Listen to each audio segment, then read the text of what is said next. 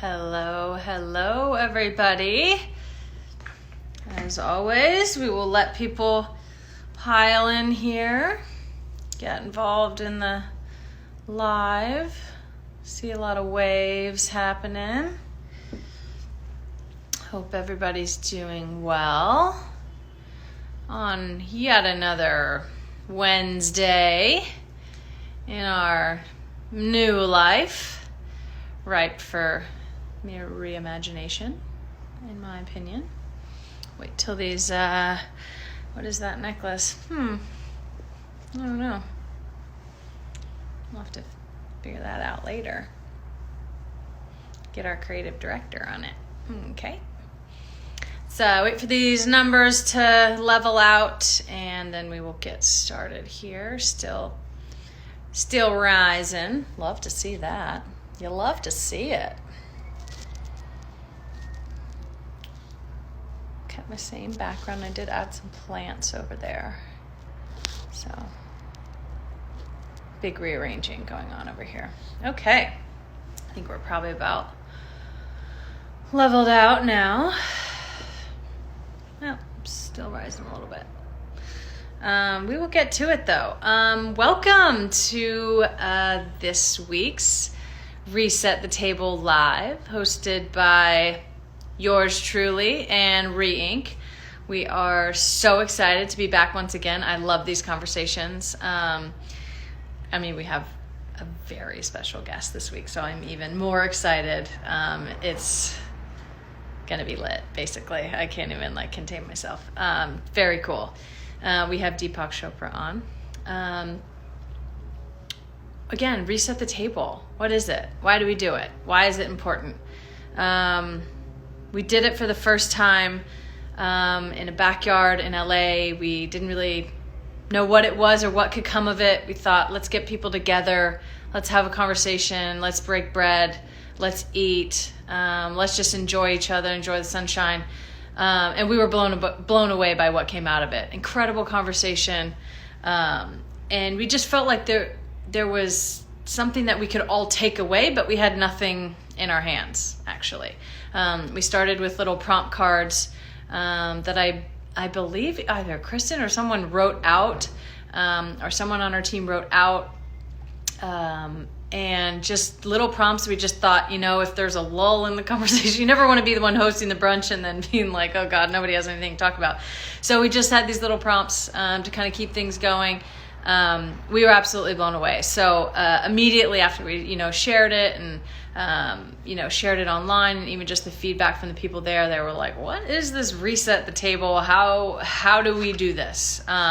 So it's been a long road since I think it was last August. Today is launch day for Reset the Table cards. We are so excited to be bringing these to you. And now more than ever, people have a lot of time on their hands, and they're doing a lot of Zooming and a lot of conversations and IG lives and FaceTimes and family time. So there's time for these. It'll be a good activity for people, but it's also an opportunity that we have to really reimagine the world. We can't go back to the world that we left a few months ago. We've been talking a lot about that here on Reset the Table Live. So how do we reimagine the world going forward and set a future that is more beautiful, more inclusive, more creative, more sort of rooted in all of our souls. So Reset the Table Live, Reset the Table cards are live now, I believe, or going live right after this, but get them while they're hot. So super excited about these dropping. This is going to be a really cool, fun activity for everyone, and just a chance to blow your mind open. Okay, today's guest. I'm going to read because he's very accomplished and I don't want to get anything wrong or leave anything out. Deepak Chopra, MD, FACP, is the founder of the Chopra Foundation and Chopra Global, author of MetaHuman, which is his 90th book. The publishers must be happy with him, but my goodness, that's just incredible, the wealth of knowledge and spirit and just goodness coming out of this man. I mean, that is absolutely incredible. Metahuman is the name of that book. Obviously, he's world renowned in the area of integrative medicine. He's a clinical professor of family medicine and public health at the University of California in San Diego. Time described him as one of the top 100 heroes and icons of our time, and we do as well. So we second that. Obviously, that really gets at the stamp of approval that he's really looking for. But we are so excited to have. I mean, I can't wait. This is like so crazy. I can't believe I get to interview Deepak Chopra. Okay, let me see if I can go find him. Get him in here. Okay. I just saw that there's a search feature that you can actually just go and like search your person. And I've done about 50 of these. Let's see if I can actually get it to work. Yeah, that didn't quite work how I wanted it to. This is the fun part. Everyone just gets to stare at me staring. And looking for our wonderful guest. We always get him in. I've gotten much less stressed about it, but always a little nervous because I get so excited. I want to get them in quickly. Okay, I wonder if it's somewhere else. Yes, drum roll, please. Yeah, I know, 90 books. Like, can you even imagine? I certainly don't have enough content in my life for 90 books. Okay. Don't worry, fear not. I will find our enlightened one. Okay, I'm not seeing it in the requests. Deepak, if you're out there and you want to request, that would be amazing. I wonder, let me try one more thing.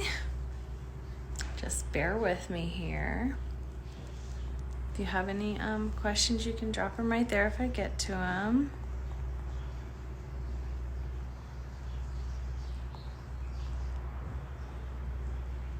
Just checking on the status here.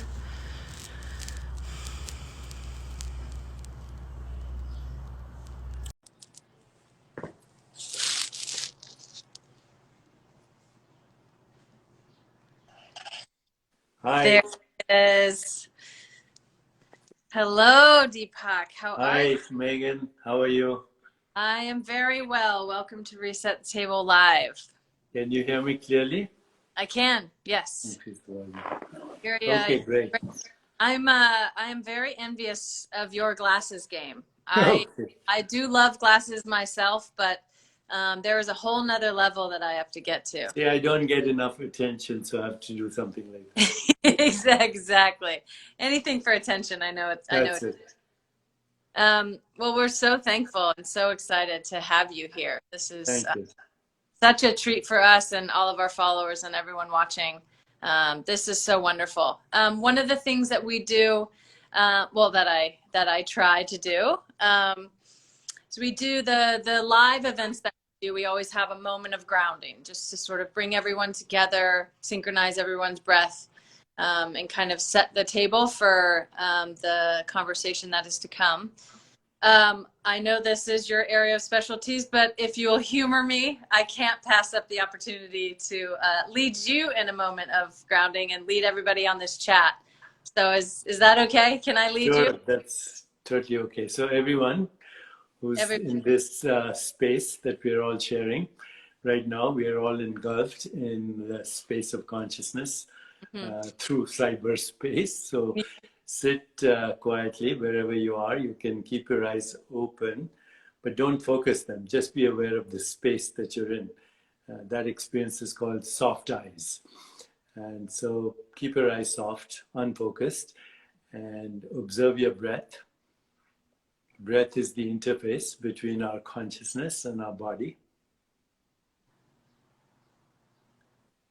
Now bring your awareness into your heart. And let's do a little reflection. So mentally ask yourself the following question. Who am I? Don't try to answer it. Just be aware of any sensations, any image, any feeling, any thought that spontaneously comes to you. Who am I?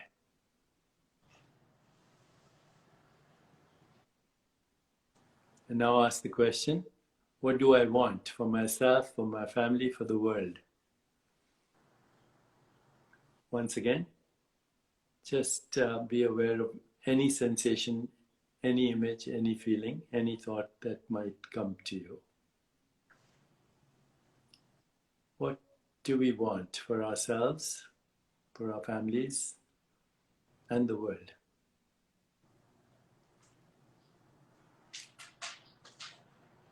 Ask yourself, what is my purpose?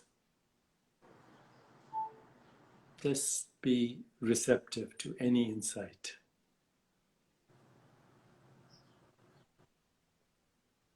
And finally ask yourself, what am I grateful for? In spite of everything that's happening in the world, what am I grateful for? Gratitude will open the door to abundance, insight, intuition, creativity, vision, and purpose. Just ask that question. What am I grateful for? Allowing any sensations, any images, any feeling, any thought to spontaneously come to you.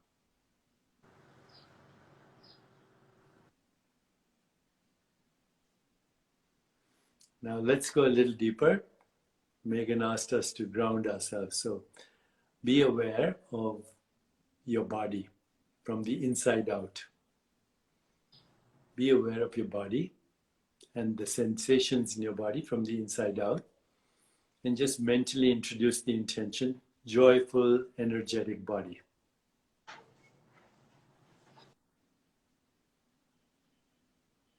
Now bring your awareness to your heart.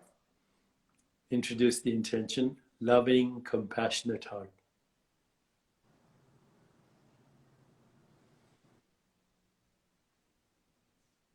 Now bring your awareness to the space between your eyebrows, referred to as the third eye. Reflective, alert mind. Reflective, alert mind. And let your awareness now expand outside the boundaries of your skin. Let it pervade all of space and time. And the intention, lightness of being, healing to all. Lightness of being, healing to all. Relax in your body, ground yourself, open your eyes.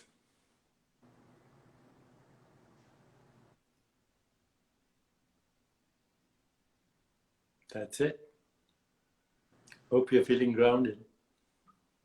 Well, that is much better than I normally do, let me tell you. Thank you so much for that. I feel good. I always get a little nervous on these. Nice to start with something so calm. So we've been talking a lot, just in general at Reinc, but certainly during this totally unprecedented time. None of us in our lifetimes, of course, have ever seen anything like that, or like what is happening right now and what will likely continue to happen for a period of time. In this time specifically, and I kind of want to focus it and center it on wellness, both mental wellness and physical wellness. How are you working to reimagine the status quo during this time, specifically to wellness? I think a lot of people have talked about, all of a sudden, we have a mental health crisis waiting to happen in this country. country because of COVID. I would argue we've been in the middle of a mental health crisis in this country in a lot of ways, and it's now exacerbated by it. And of course, the physical part is very challenging right now for everyone. So how are you, being the world disruptor that you are, how are you reimagining status quo when it comes to wellness right now? I am focused on reinventing my body, resurrecting my soul, and expanding awareness for everyone, including myself, on how we can focus on reinventing our lives, actually, more than just the body. Our life has to be reinvented. And if enough of us do this, I think we can hope for a more peaceful, just, sustainable, healthier, and joyful world. What we're going through, Megan, right now is a process that every physician sees almost every day. As a physician, I see grief every day. And grief happens when there is the perception of loss. So we now have lost a way of living in the world, and we're going through grief. And grief goes through certain stages. So first people feel victimized, then they get angry, they get frustrated, then they feel helpless, then they resign. But at a certain stage, they actually find acceptance. They have to. And that is the time when you find peace. You accept what is. We have to. We accept what is. Okay. But once you accept what is, the next question is, what does it mean? And I think what it means is that we take existence for granted. Why do we take existence for granted? We should be surprised that we exist. Yeah. True. You know, first of all, there's no explanation for why you exist. There's no explanation for even why you have the question, why do I exist? There's no explanation for the awareness of existence. And yet we take it for granted until there's a crisis. You know, as a physician, I see that when people are dying, when they have a diagnosis of cancer, or somebody else in the family dies, or they're in extreme old age and they're confronting the prospect of death. Then they get what is called existential anxiety. Now, everybody has existential anxiety. Yeah. Even the young and the athletics have the existential anxiety. That's very good, because unless you have existential anxiety, you're not going to figure out the meaning of your existence. You take it for granted. So don't take it for granted. Come back when we come back, and we'll come back. Everything, you know, has a life cycle. We'll come back. But if we come back with a little more humility, little less hubris, and little less sense of entitlement, we can actually creatively use this crisis to reinvent our lives so that we indeed enjoy those intentions that I started out with: a joyful, energetic body, loving, compassionate heart, reflective, alert mind, lightness of being. Like, as an athlete, you know what that is. That's a peak experience, right? When you won the soccer match, you had a peak experience. There was no sense of ego. You were totally in the moment. You were joyful. You were ecstatic. You were transcendent. You had no fear. That's a spiritual experience. We need to do that now for ourselves and the whole world. So interesting. You brought up grief. I think, of course, people are feeling grief in the moment. Some people have lost people. They're scared for themselves. Maybe they've been sick. They're scared at the unknown of what we might lose, or this world that we might lose. Do you think the sort of lack of existential awareness is causing us more grief? So it's almost like because we maybe lack a little humility in this world, and we just get so caught up in our own lives, and you know, have that hubris that you talked about in our own lives and the importance of our own lives. Do you think that's compounding our grief in this moment? To some extent, but you know, if you look at the teachings of the wisdom traditions, they say that grief and suffering comes from misperception of our true identity. So we confuse ourselves with our conditioned mind. And the mind is conditioned to be separate. You have a name which is unique. You have a body which is unique.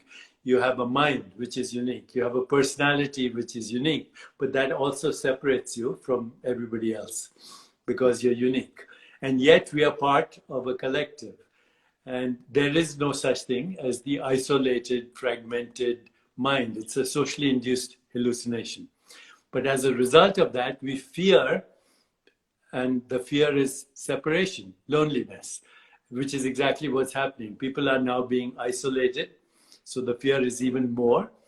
But recognize this is also an opportunity, because you're isolated, to get some intimacy with your own self. Yeah. That's why we started with those questions. Very uncomfortable. When you're intimate with yourself, you can be intimate with others. And you can be intimate with others through the way we are doing it right now. We are communicating with the world. So, the world is our family, and the internet now is our global brain, and we can rewire it. We can actually give each other a little dopamine hit, a serotonin hit, oxytocin hit, an opiate hit, just by being kind to each other, by listening to each other, by caring for each other, by telling each other we are feeling vulnerable, we need help, by actually asking other people, do you need help? Some of it could be resources, even money, but there's lots of ways for us to help each other. And this is what we need to do. Get over the fear of the separate mind. When you get over that fear, then automatically you feel safe, and there's creativity. The worst use of imagination is stress. The best use of imagination is creativity. This is the moment. This is the moment, yeah. You've done so much in your work and in your life to address social justice issues. Do you feel this moment is a time where maybe we can break through a little bit more on social justice issues? You just said if you become intimate with yourself, you can be intimate with others, which means you can, put yourself in their shoes. You can experience a little bit of what they're experiencing, or maybe even just being open to their emotional experience or their sort of experience in society. What's one, sort of area where in social justice where this moment might be perfect to make big strides in? Yes, because social injustice comes from a limited, constricted identity. So that's the basis for all social injustice, whether it's sexism or gender inequality or racism. It comes from a false provisional identity. When you become intimate with yourself, you actually go a little deeper than your skin encapsulated ego that is dragging this bag of flesh and bones that we call our body. There's a deeper reality where we are inseparably interconnected.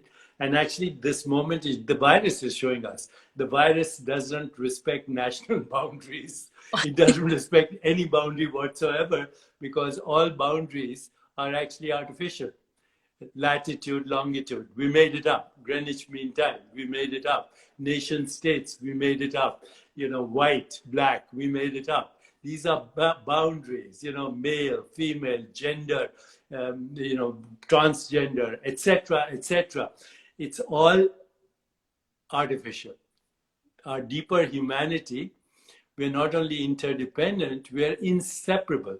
And when we feel that deep inside, we call that love. Love is not just an emotion or a sentiment.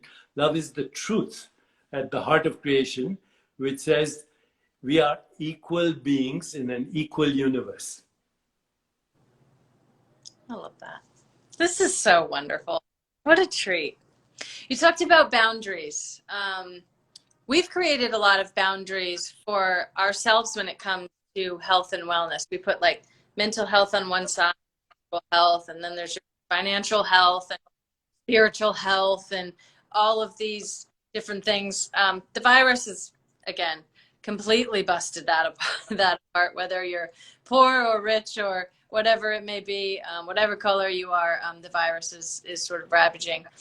Is this, again, an opportunity to let go of those boundaries for ourselves? And do you struggle with those boundaries at all? And how can we, I know we all struggle with those boundaries. You seem much more enlightened than all of us, but How do we start to take those boundaries down? And then when they're down, be more comfortable with there being less space or less sort of figurative space between your mental health and your wellness and your physical health and all of that. So Megan, I've worked for 45 years trying to get rid of all boundaries in my mind. So I don't struggle with that anymore. But I'll tell you something which is very pertinent right now to the COVID-19 crisis, which I think everybody should be aware of. So we are also recognizing right now that certain people are more at risk for COVID-19. It's the elderly, it's people who have chronic disease like diabetes, obesity, hypertension, heart disease, cancer, etc., etc. But all these people, when you look at the data, you'll see that they also have depression, they also have anxiety, low grade, if not florid, and they also have chronic inflammation in the body. This is an undisputed fact that everyone who has a chronic illness, particularly the elderly, they have chronic inflammation in the body accompanied by depression and anxiety. So they all go together. Depression, anxiety, chronic inflammation, and physical distress in the form of inflammation go together. Now, we were looking at some of the data recently at our library, at the Chopra Library, and we found something even more interesting, and we found that people who are getting acutely sick, you know, those are getting respiratory distress, even the young people and people who are dying, who are getting into crises, in addition to the chronic inflammation that they have in their body, they have something called an acute inflammatory storm, which means everything goes out of, goes into chaos in their body. They have biological chaos as a result of acute inflammation. Now we know that stress causes both acute and chronic inflammation. We know that for a fact. We've known that for 50 years. So stress actually compromises your immune system. It increases inflammation, increases the likelihood of these cytokine storms, as they're called. We also know that there's another part of our system, which is called the parasympathetic nervous system, that you can activate through stillness, through meditation, through mindful awareness, through deep breathing, through certain kinds of exercises, particularly exercise that increases mind-body coordination, such as yoga or Tai Chi or Qigong or martial arts of any kind. We also know that any creative expression like dancing or poetry or music or laughter can evoke the same emotions. We are not paying attention to this. If we actually pay attention to this, we could mitigate against these cytokine storms that are making everyone sick. Stress is, again, same thing. It comes from the isolated self. So the more we can be intimate with each other, get rid of our definitions. I'm white, I'm black, I'm African, I'm American, I'm, you know, all these artificial boundaries. The more we can let loose, the more we give an opportunity for self-regulation, homeostasis, and healing, which is a natural response of our body. Stress always finds a way to manifest itself physically. Yes, always. There's no experience in the mind that is not recorded in the brain. And there's no experience in the brain that doesn't affect your immune system, endocrine system, your biological activity, your gene expression, your microbiome. Everything ultimately comes to, are you feeling safe? Are you feeling threatened? Are you looking at an adversity? Are you looking at an opportunity? Mm-hmm. Every situation can be seen that way. Mm-hmm. Adversity, opportunity. You talk a lot about SynchroDestiny. Yes. Feeling in this moment, like, is this a SynchroDestiny moment where we as a culture, and I'll just, you know, speak, I guess, for the United States, but I think the world in general, I find our culture is very stressed out, whether that's politically or it's very divided. We talk about, you know, healthcare system, the financial system, whatever. We have stress in our culture. We have it in us individually and families and that, but we have stress in our culture. Talk a little bit about what exactly SynchroDestiny means, and is this our moment to just like really get rid of the old and just try something new. We have to do something new. So maybe we take this moment and, I don't know how to say it eloquently, but, get rid of the idea that we have to live in stress. I think we have this idea that we have to, and I don't think we do. See, our rational mind, which we are very proud of, it thinks in terms of cause and effect. This is the cause of this. Right now, our rational mind is saying that this piece of RNA, which is what it is, COVID-19, is a little fragment of genetic material. And what we're saying is this COVID-19 virus is the cause of everything. That's a rational way to think of it, okay? At a deeper level, though, cause-effect is not the reality. At a deeper level, everything is synchronistic. And in fact, what we call cause-effect relationships are an interdependent co-arising of events, which is the fact in nature. A human body, for example, your body doesn't do one thing at a time.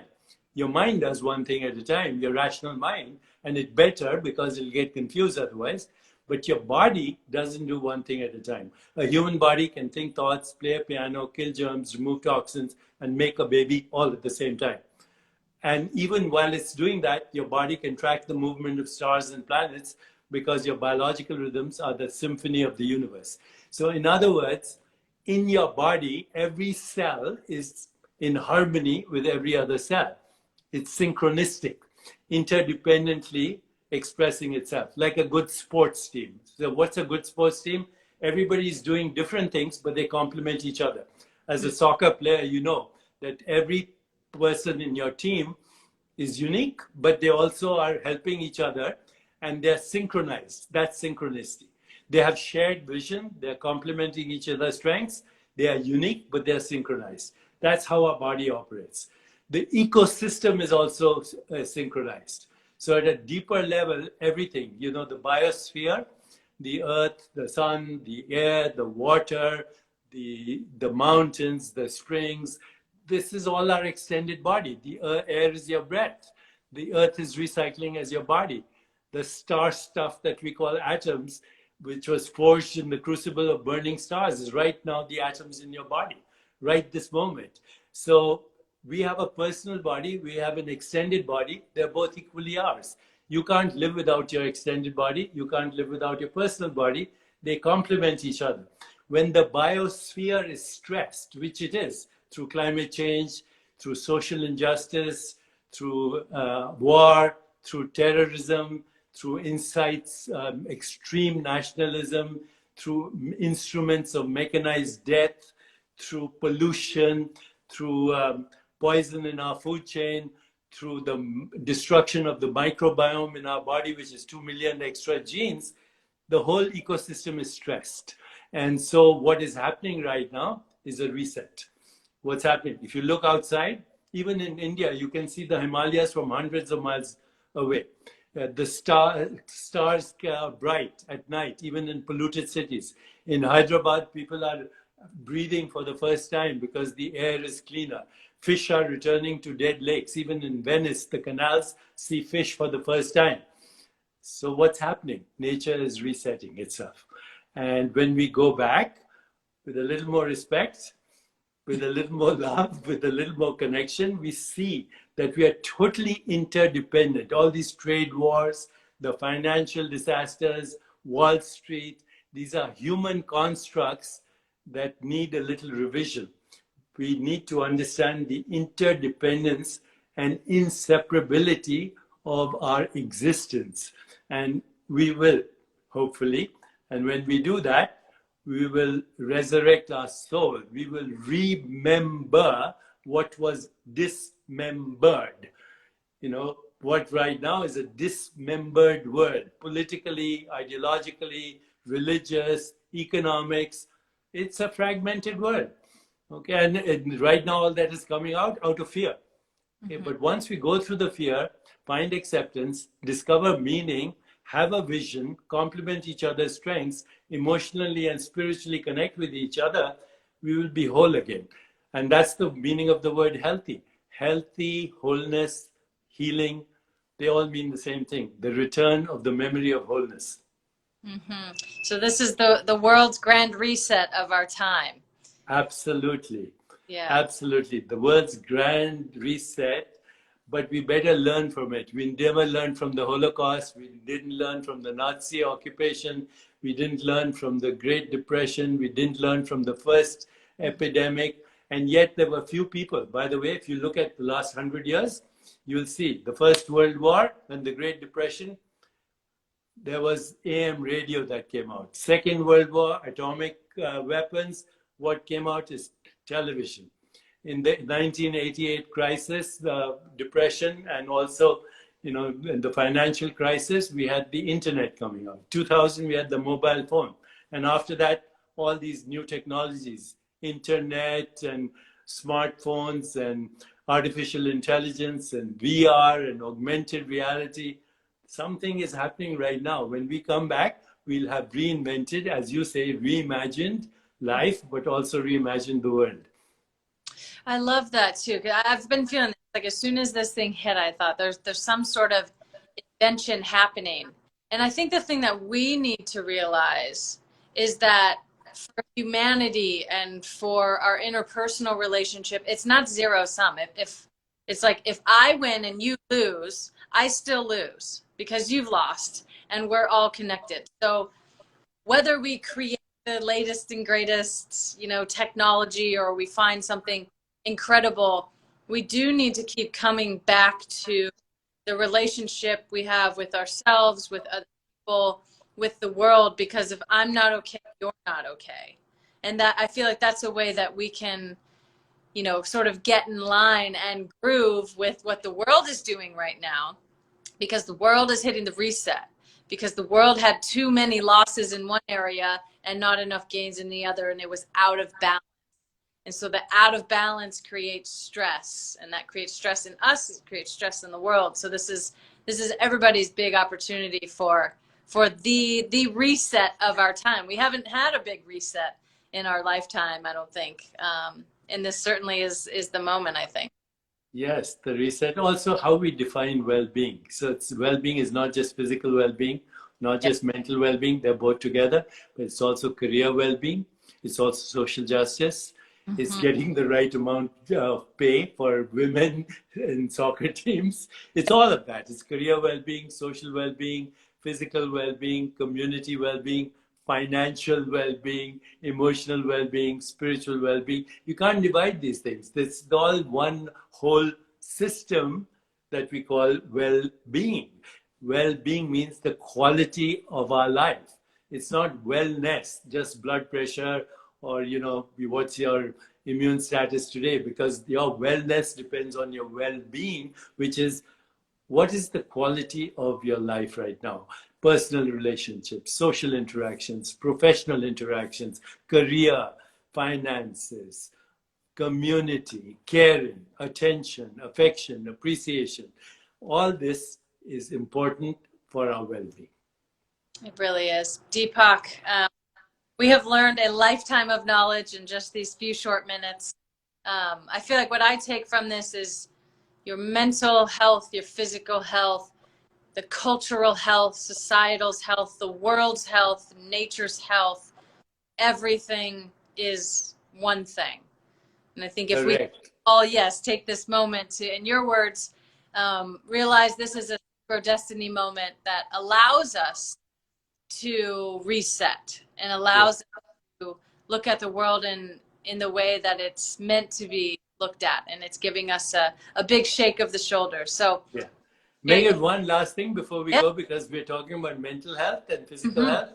There are simple things you can do to improve both.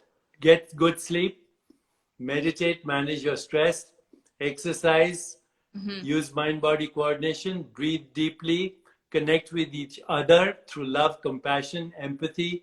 If possible, touch a tree or put your feet on the grass. And most importantly, get intimate with yourself, because your relationship with the world is a reflection of your relationship with yourself. I love that. You heard it from Deepak himself. Do the things, dance, do yoga, exercise, breathe, touch nature. So wonderful. Thank you so much for joining us. Thank you, Megan. It was a pleasure, honored, big fan. Oh, likewise. We will meet again someday soon. We will, for sure. Take care. Thank you. Bye-bye.